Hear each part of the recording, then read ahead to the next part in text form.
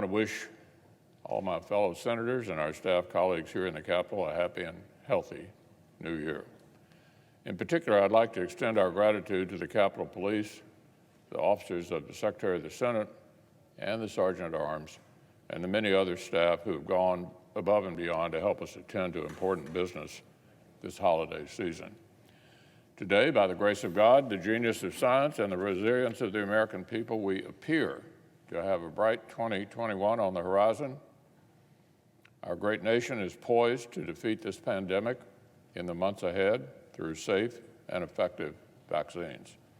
The pace of the American people's economic recovery has already beaten expectations and predictions. Thanks to the ingenuity of our citizens and historic relief policies from Congress, overall personal income in our country is already higher now than they were prior to the pandemic. Now, the country needs more support, and the significant remaining pain is not, I repeat, not evenly distributed. Far from it. So we just enacted another historic $900 billion rescue package to get vaccines distributed, to keep small businesses alive, and to get a whole lot more targeted support to struggling people who actually need it. From multiple kinds of extra federal unemployment benefits to nutrition assistance, rental assistance, direct cash, and beyond. This latest huge historic package was just signed into law less than 1 week ago. It is beginning to take effect right now. Many households have already received the latest round of direct cash or will receive it very soon to help them turn the page into this brand new year.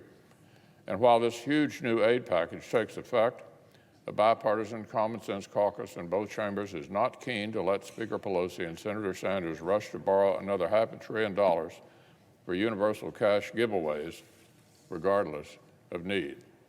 A huge chunk would essentially be socialism for rich people, money flowing to households earning well into six figures, who did not lose any jobs or income last year. The House Democrats' bill is just simply not the right approach. That's what editorial pages across the political spectrum say, that's what even liberal economists say, and that's what common sense tells us. Here's what the Senate is focused on: completing the annual defense legislation that looks after our brave men and women who volunteer to wear the uniform. We've passed this legislation 59 years in a row, and one way or another, we're going to complete the 60th annual NDAA and pass it into law before this Congress concludes on Sunday. It's a serious responsibility, but it's also a tremendous opportunity to direct our national security priorities to reflect the resolve of the American people and the evolving threats to their safety at home and abroad. It's our chance to recommit to research and development so that our 21st century military is equipped to outmatch any adversary. It's our chance to ensure we keep pace with competitors like Russia and China. It's our chance to remind brave service members and their families that we have their backs with facilities, resources, and support benefiting the finest fighting forces in the world. Over the past year, our colleagues on the Armed Services Committee have made sure that the legislation delivers for our troops and for our nation. Now it's time for us to deliver this bill.